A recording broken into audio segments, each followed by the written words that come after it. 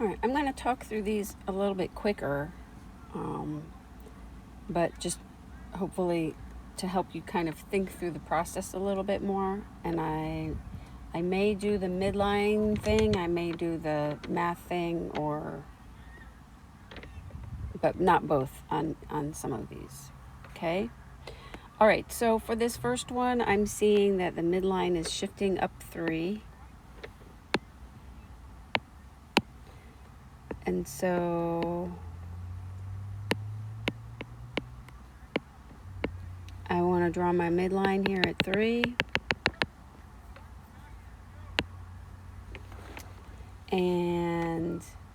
But I'm drawing a negative cosine. So that means that I'm going to start low. I'm going to start 1 below. At pi over 2, I'm going up 1. At pi, I'm going up another 1. And then back down 1 and back down another 1 at 2 pi. It's a little hard to see, so I'm going to go with a little bit darker color, a little bit different color, in hopes that you can see that a little bit better. All right, so that was using midline. This next one, I'm going to use the math. So y equals 2 plus 4 sine x. So if we think about the y values for 4 sine x, the y values would be 0, 4, 0, negative 4, and 0. But if we add 2 to each of those values, then we're at 2, 6, 2, negative 2, 2.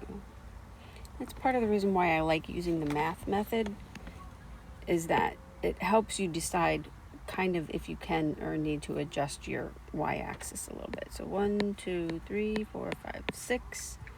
We got to go down to negative 2.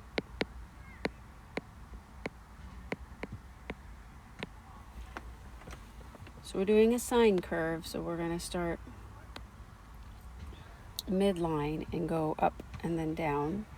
But in this case, we have our y values. So if you notice, we're just at 0, we're going to be at 2. At pi over 2, we are at 6. At pi, we are at 2 again. At 3 pi over 2, we're at negative 2. And at 2 pi, we are at 2. So this graph looks about like that.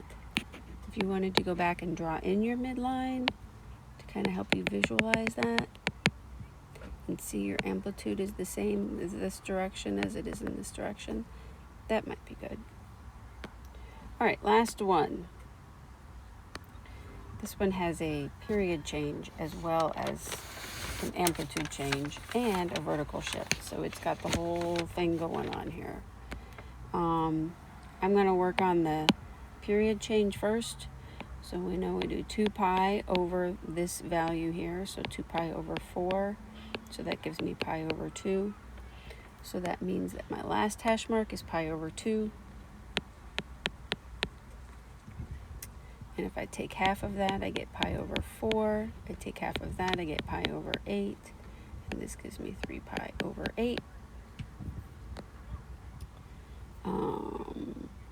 I've got to go up 1, but then I'm going down 1, 2, 3, 4, 5, 6, 7.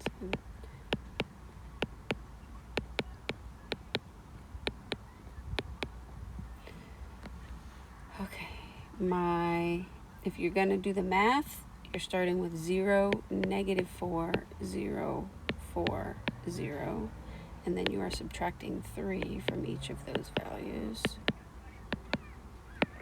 So you get negative 3, negative 7, negative 3, positive 1, and then negative 3.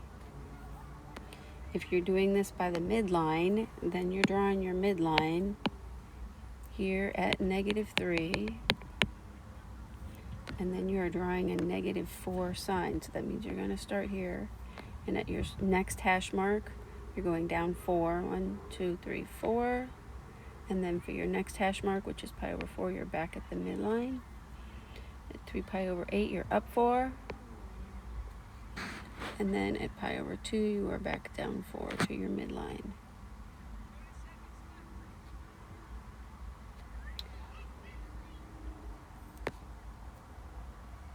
1, 2, 3, 4. Okay, it doesn't quite look like 4, but I guess it is. Boom. Awesome. There you have it.